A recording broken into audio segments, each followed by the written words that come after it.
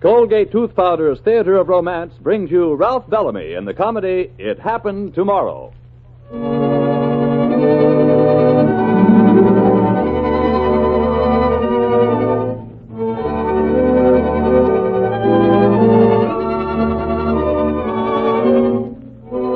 Tonight and every Tuesday night, Colgate Tooth Powder brings you the Theater of Romance, featuring each week your favorite stars and favorite stories and plays, especially adapted for radio.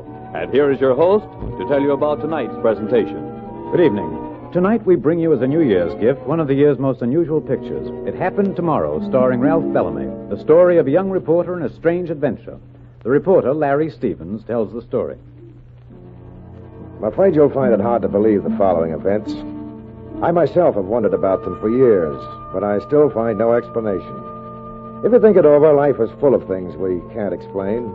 So I'm going to tell you what happened and let you judge for yourself. Near the end of the last century, I had my first job as a newspaper reporter and my first girl. I'd just met Sylvia, and I was crazy about her. I was pretty sure that she liked me. She'd come to town to do a mind-reading act at a local cafe with her uncle, who definitely did not like me.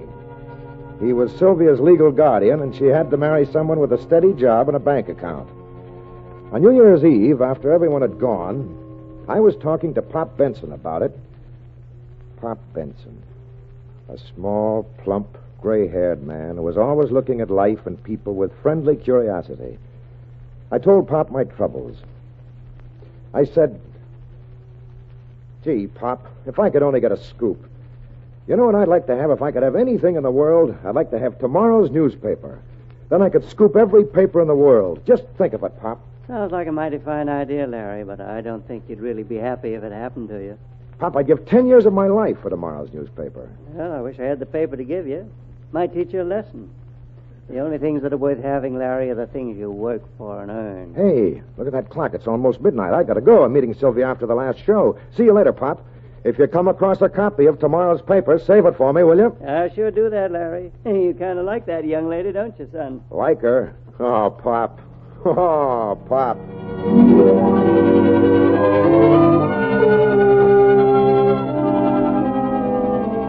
Well, we better say goodnight here, Larry.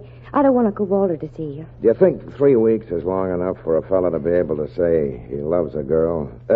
Academically speaking, of course. Oh, well, academically speaking, yes. Well, would you think it might be all right for the fella to say so even if the girl had an uncle that didn't like him? Academically speaking, of course. Well, of course, as long as we're speaking academically, I'd say if the uncle happened to be the girl's guardian, she couldn't do anything about marrying the fellow until she was of age. That is, if the fellow was thinking of asking the girl to marry him. Oh, he is. Of course he is. When'll you be of age, Sylvia? Oh, not for 2 years. 2 years. And, Larry, our booking will be up Sunday, and then we're going to Pittsburgh. Pittsburgh? Might as well be the North Pole. I know. Larry, if we could only convince Uncle Walter that you're a good reporter before we go, then maybe he'd see things more our way. Well, I'll see if I can think of something before tomorrow night. Good night, darling. Good night, darling.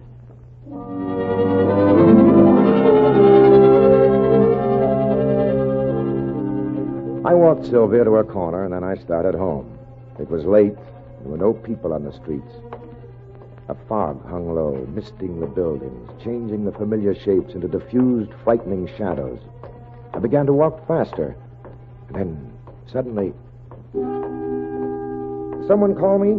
Yes, Larry, I did. Oh, it's you, Pop. You gave me a scare. What are you doing out so late? I was looking for you, Larry. I wanted to give you this newspaper. The evening news? I read it already, Pop, but thanks.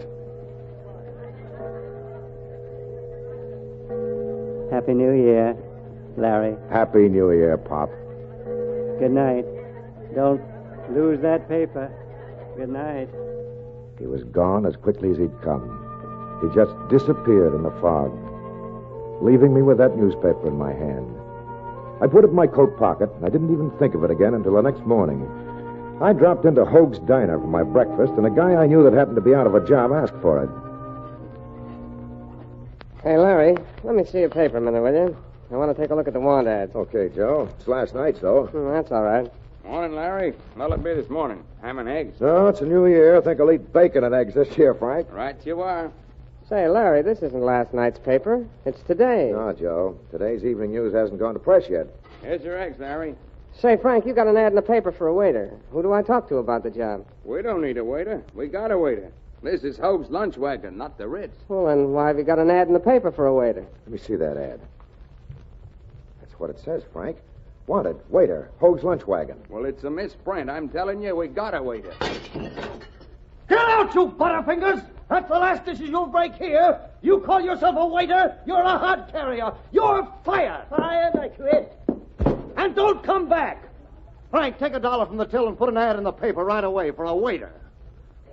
A waiter? An ad for a waiter. We gotta have another man right away. Put it in the evening news. Joe, give me that paper. I gotta get out of here. Give me that paper. Suddenly, I'd realized what Pop Benson had given me. By some miracle, last night he'd put into my hands tomorrow's newspaper. Here was my chance at fame and fortune. I went back to the office and spread the paper out and studied it. Then I went in to see the boss. Mr. Gordon, who's covering the Melba concert at the Opera House this afternoon? Covered? Since when are you the music critic? I've got a tip that there's going to be a big story break there this afternoon. Some bandits are going to hold up the box office. It's going to happen at 10 minutes past 2. I can be back with the story by 2:30. You can set up the headlines right now. Bandits steal cash at Opera House while Melba sings. I'll be back as soon as it's over. Stevens, come back here. Oh, that boy is crazy. Good afternoon, Mr. Gordon. Oh, hello, Inspector. Anything wrong? Plenty. There's been a hold-up at the Opera House. Hold up. Oh, hold up. Hold it, press. Copy, boy. Copy. Yes, sir? Send Larry Stevens in right away. Is he here? Yes, he just came in, sir. Stevens tipped me off this morning that this was going to happen, but I didn't put much stock in it. Oh, Stevens tipped you off, did he? You want me, Mr. Gordon? Yes. Did you cover the Melba concert? Yes, sir. Have you written that story? Yes, sir. Here it is, sir. Shall I take it, sir? Yes. Have this set up in paragraphs. Break down page 1. Make it a 2-column spread. Come on. We'll shoot it through. Yes. Thank you, Mr. Gordon. Say, Mr. Stevens, Mr. Gordon tells me that this morning you said this robbery was going to take place. That's right, I did. Just how do you happen to know so much about it? Well, I had some information. Uh-huh. Maybe you don't realize it, but you're in a bad spot. Now, look, you better come clean. Where'd you get your information? Well, you won't believe me, but I read it in the newspaper this morning. Oh, you did? What newspaper? Today's evening news. Do you expect anyone to believe that? No, I find it very hard to believe myself, but it's true. You see, I wanted to marry Sylvia, and her uncle said I should have security and a bank account, and I said I wished I could see tomorrow's paper, and Pop Benson got it for me. If you'll just ask him. All right, son, you had your chance. You better come down, think it over at headquarters. Oh, now, look. Come on, Stevens. I am not a happy man. I am not a happy man. In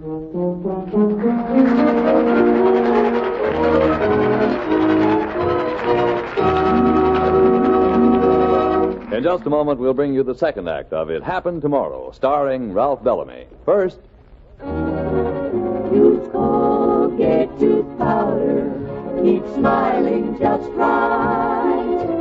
Use it each morning and use it at night. Don't take a chance with your romance. Use Colgate tooth powder. romance. What is romance? Why, romance is the gold currency in the pocketbook of love. It's the glory and the sparkle of love. But beware, a little breath of trouble can dull the sparkle. So take care that this little breath of trouble, unpleasing breath, won't ruin your romance. Remember this, scientific tests have definitely proved that in 7 cases out of 10, Colgate tooth powder instantly stops unpleasing breath that originates in the mouth. So the thing to do, of course, is brush your teeth night and morning and before every date with Colgate tooth powder. And as for cleaning your teeth, no dentifrice at any price will clean your teeth more quickly and thoroughly. Remember the name, Colgate tooth powder, with the accent on powder. Don't take a chance with your romance. Use Colgate tooth powder.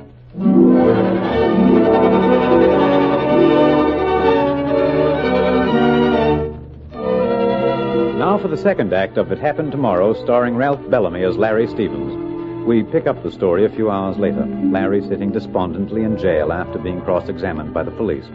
As he sits there, he hears a voice outside, and he runs to the small barred window and peers down at the street. He can barely see the shadowy figure through the fog. Larry. Pop Benson. It wasn't worth 10 years of your life, was it, Larry? Looking all over for you. Where have you been? Just taking a vacation, my boy. I'm going half crazy. Did I meet you last night, or did I dream it? Did you give me a newspaper? Didn't do you any good, did it, Larry? I'm in a jam, Pop. Nobody believes me. I can't get out of here. Oh, you'll get out any minute now. It says here you told the police where to pick up the bandits. Don't tell me that's tomorrow's evening news. That's right. I brought it for you, Larry. What does it say about the holdup? It says here they made an arrest in the morning at the Union Bank. That'd be 10 o'clock tomorrow morning. The police were waiting at the bank when the bandits got there. You wrote this story, Larry. You've got your byline again. Here, let me poke the paper through the bars. Good night, Larry. Pop Benson, don't go. I've got to talk to you. You don't need me now, Larry. All you have to do is tell the police where to make the arrest, and they'll let you go. Good night, Larry. Pop Benson, wait! You hollering for me, Larry? No, I was just... Oh, wait a minute. Sure, I was hollering for you, Inspector. I'm going to tell you where you can get those bandits.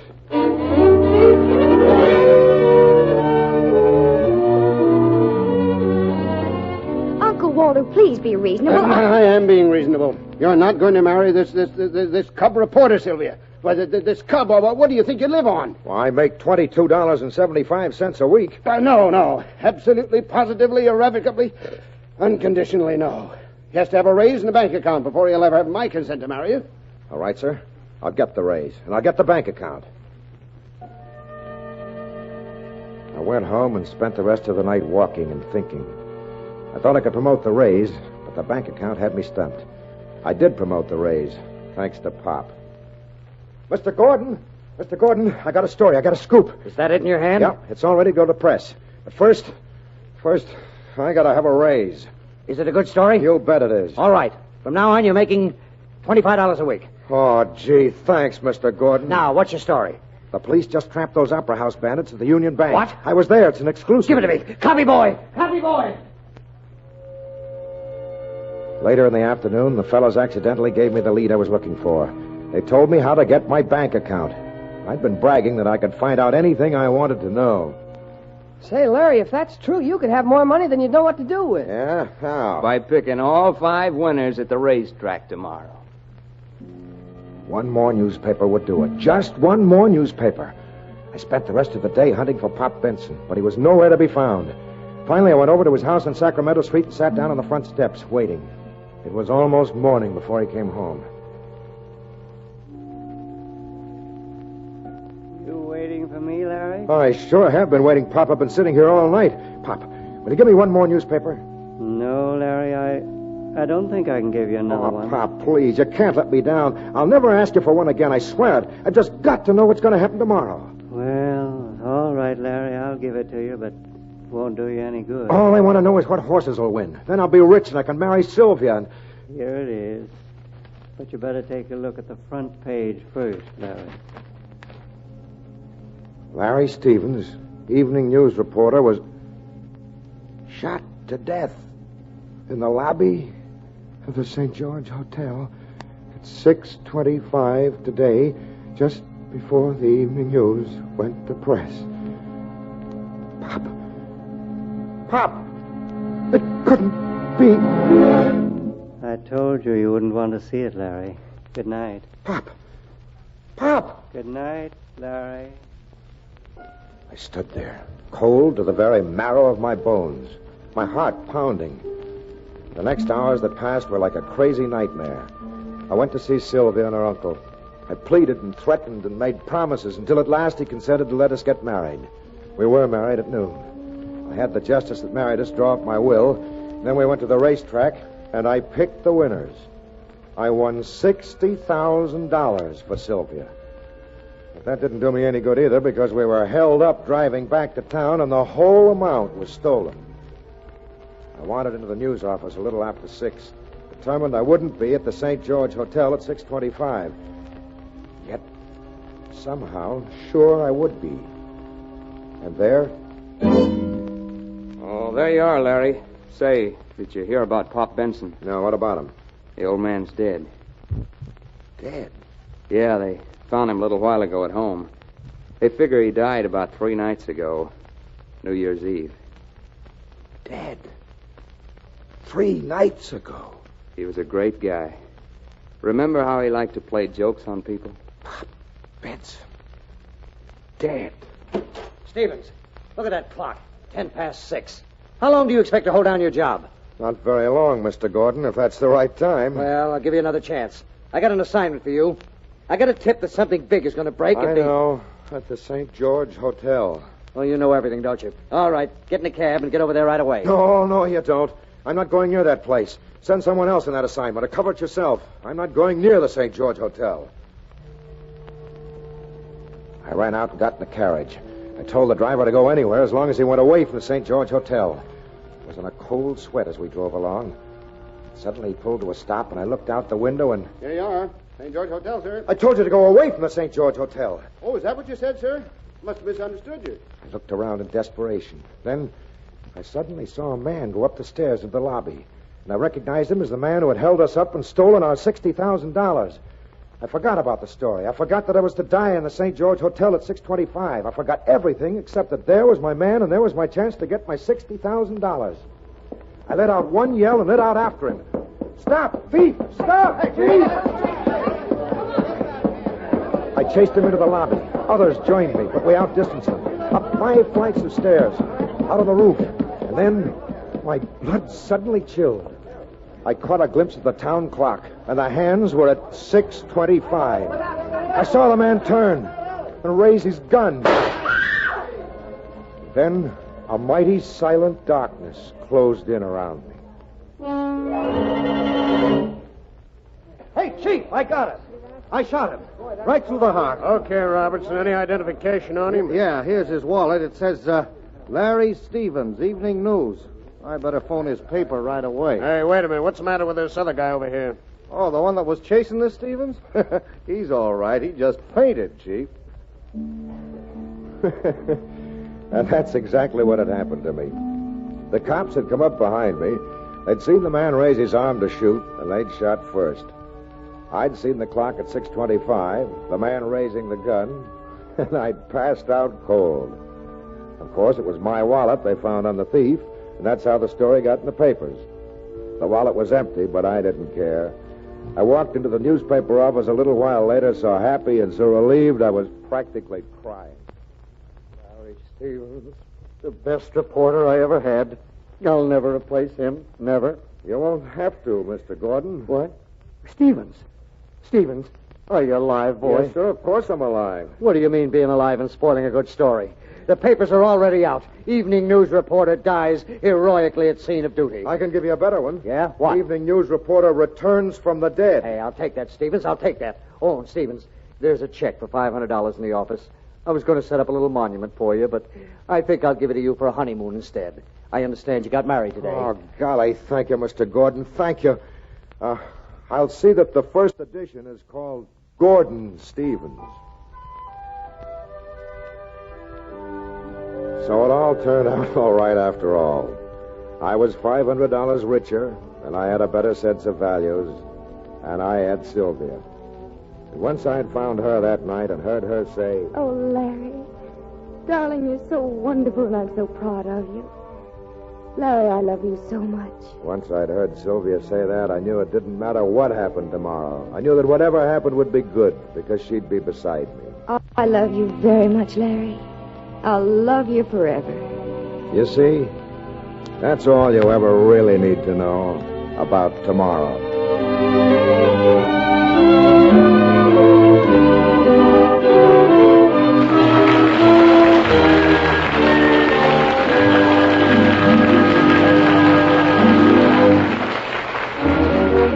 Use Colgate tooth powder. Keep smiling just right. Use it each morning and use it at night to help you rate with every date. Use Colgate tooth powder. Young lady, why did he act that way? When you showed him the snapshots of you at the beach, why did he take them over to the window? I wonder, was it a little breath of trouble that made him move away? It's too bad if you should let that little breath of trouble, I mean unpleasing breath, ruin your romance. I'll tell you what, brush your teeth night and morning and before every date with Colgate tooth powder. Scientific tests prove that Colgate tooth powder, in 7 cases out of 10, instantly stops unpleasing breath that originates in the mouth. So use Colgate tooth powder for all it's worth. Money can't buy a dentifrice that will clean your teeth better than Colgate tooth powder. Remember the name, Colgate tooth powder, with the accent on powder. Don't take a chance with your romance. Use Colgate tooth powder.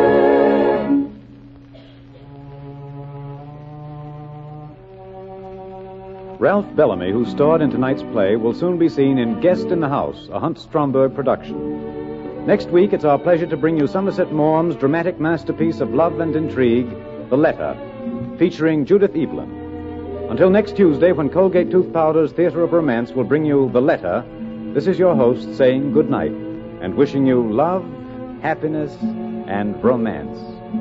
It Happened Tomorrow is a United Artists release whose current dramatic production is Tomorrow the World.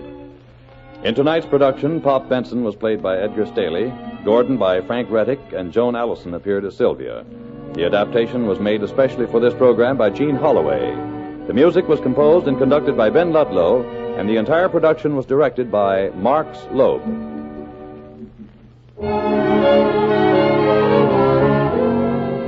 Latest reports from doctors on the 14-day Palmolive plan. Louisville reports better complexions for 71%. Philadelphia reports better complexions for 86%. In city after city, doctors tested the 14-day Palmolive plan on all types of skin, and 2 out of 3 of all women tested got better complexions in 14 days. What is this 14-day Palmolive plan? Wash your face 3 times a day with Palmolive soap. Then, each time, take 60 seconds more to massage Palmolive's lovely soft lather onto your skin as you would a cream.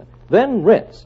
This cleansing massage with Palmolive's lather brings your skin its full beautifying effect. See what Palmolive can do for your skin in 14 days. Remember, doctors prove Palmolive's beauty results.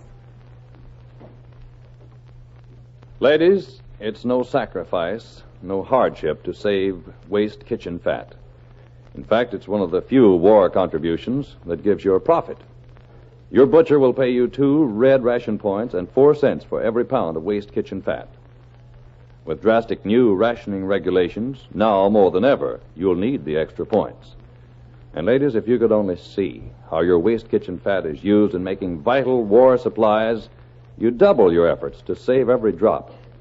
You'd skim the soup. You'd scrape the drippings from the roasting pan. You'd save the suet from the chops. You'd strain off every precious bit of bacon grease. Today's grim war news makes fat salvage even more necessary. General Eisenhower is calling for more of everything it takes to defeat a clever and desperate enemy. You can help in your kitchen. So fill a tin and turn it in, and then fill up another.